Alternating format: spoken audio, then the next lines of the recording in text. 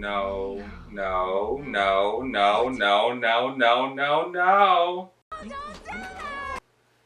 I don't know if that was Nikki or Cleveland Brown, but no. You get the point. Hello YouTube, welcome to RJ Movies. Today we'll be talking about the horror breakout hit of 2026, Obsession, directed by Curry Baker and cinematographer Taylor Clemens. Obsession is a twisted love story, or even more so, a romance story, that uses camera movements, composition, and lighting to help elevate its effects on the audience. In this video, I want to explore and analyze a few scenes that use framing and cinematography techniques to bring the audience into the world of Obsession, along with Bear, Nikki, Ian, Sarah, and of course, Bear's unfortunate cat. Of course, a spoiler warning before we start. The first scene of the film establishes center framing for the subjects that is prevalent throughout, which also drives the themes of connection and being the center of one's attention. The main character of the film, Bear, whose perspective is being followed throughout, is introduced in a very personal frame, isolated at a medium close-up shot with a narrow depth of field. In this scene, Bear is practicing opening up and confessing his feelings for a stand-in waitress. Despite the low-stakes environment, Bear is visibly nervous and anxious. The film then cuts back and forth with the unnamed waitress at the same distance, creating that intimacy between the two in their conversation, with both looking directly into the camera as well as the audience. Looking at the framing of both characters, the waitress has background characters that can be seen, meanwhile Bear is all alone. Bear's character is shot in a state of vulnerability as all the focus rests on him. There is no one in his background for the audience to rest their eyes on or to be a safety net in case of mistake, or if Bear says the wrong thing.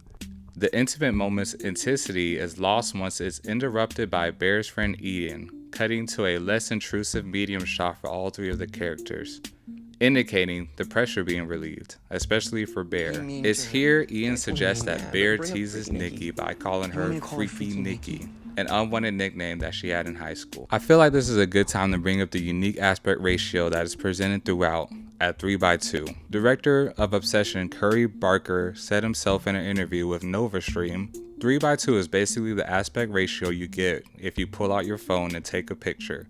We wanted it to feel like we were looking at frames of a person's life.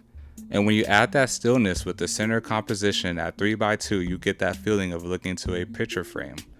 Fast forward to Bear taking Nikki home after trivia night. As Bear tries his best to confess his feelings to Nikki, the camera swaps out in-car medium close-ups for medium shots with the camera framed outside of the car looking in. This extra distance that's given highlights the difference in feelings that Bear experiences when practicing versus doing the real thing. This static outside perspective can be viewed as a constant anxiety Bear has while being perceived romantically, especially by Nikki. Then we get Bear failing at his charisma check. Night, Freaky Nikki. Fuck out of here, bro. That shit for females. Like, come on now. This ain't no date. Ew, don't call me that. Calling Nikki Freaky Nikki. Visually, this frame does an amazing job at foreshadowing Nikki's loss of autonomy in her own body, as her head is cut out of sight by the car's roof. In addition, Bear's willingness to be with Nikki even if it isn't her authentic self, or even if her mind goes into a seemingly torturous purgatory. Who is that?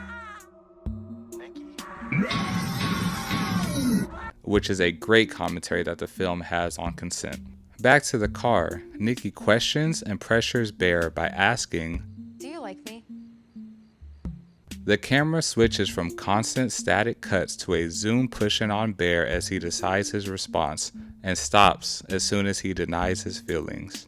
After Bear makes the wish, the frame is put back inside the car, showing Bear at a medium close-up once again as he is now the center of attention for Nikki. The next cut is an amazing shot, showing Nikki in the center frame as a silhouette, also showing the transition of Wish or Freaky Nikki now being in control of Nikki's body. All in one motion, the camera pushes in and pedestals down until Nikki is back at her original position in the car window. Noticeably, Wish Nikki stays standing up at a more dominant height rather than squatting down as original Nikki did. now taking control in action and initiating a romantic connection. No, I'm not. Wait, what the fuck? Sorry, I just love Indy Navarrette's performance here and throughout the movie, especially when she's jumping in and out from Wish Nikki to original Nikki. Here's another frame shown with a headless Nikki. Also, Nikki is shown in another silhouette. Meanwhile, Bear is fully lit and fully in control of his body and mind. What the fuck? I just wanted to add that this jump scare genuinely had me frozen stiff while in the theater, watching for the first time.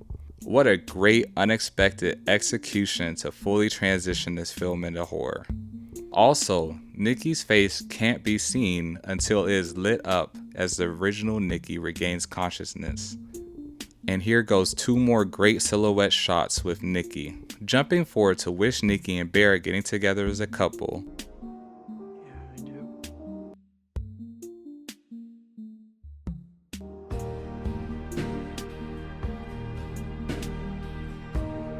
I love the honeymoon stage montage that is shown. I have to point out that the popular consensus is that the whole story plays out around 2 weeks. This highlights just how fast and intense the honeymoon stage is occurring. I just think that it's weird how you two are dating all of a sudden. That's suspicious. That's weird. Like super dating. The camera is constantly zooming in from clip to clip, giving a sense of the characters falling in love, almost in a snowball effect or to a point of no return. Jumping forward once again to the party scene, the framing of this scene gives a lot of insight into Bear's feelings starting to negatively change toward Wish Nikki. Bear draws his Dare Jenga piece reading, Kiss the person on your left. The frame starts with Bear at the center of attention once again. The camera now trucking right, bringing Sarah into the frame with negative space between the two, bringing back some romantic tension that was teased earlier. You know, Sarah's asking about you all day today. You want me to put it inside of that tiny little closet of yours? Well, I guess I cut to it, but only if you're a good girl and you beg for it. And if how you feel about her is having a crush on her, then that would be how you feel about her. Next, we get another amazing cut to Nikki's iconic frown face, filling up that previous negative space between Bear and Sarah. Nikki then enters Bear and Sarah's frame in space and literally moves Sarah behind her and replaces her position in frame. Yeah, bro, I had the exact same reaction. This scene is a hard watch. Bear then briefly fills the gap as Nikki waits for a kiss, and then quickly goes back to a side of the frame while Nikki caresses Bear, physically bridging the gap visually. I think it's a great detail that during Nikki's declaration of love, Everyone in this room will die!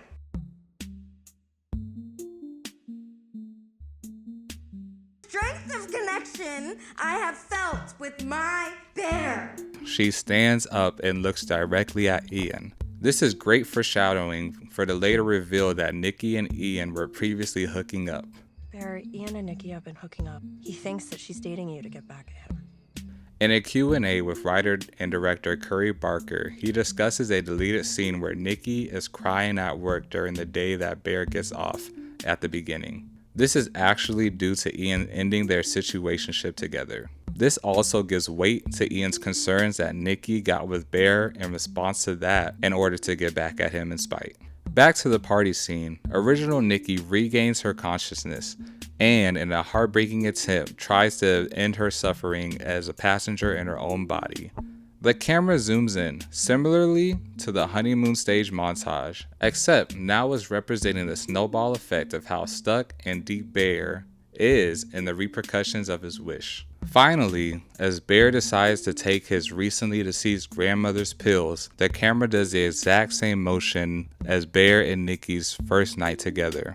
Also, the camera does the inverse of the same movements shown when Bear found his dead cat while eating the same pills. The camera goes into another slow zoom in as Bear decides a point of no return. Even despite going back on his choice by trying to throw up the pills in a now static personal medium close-up.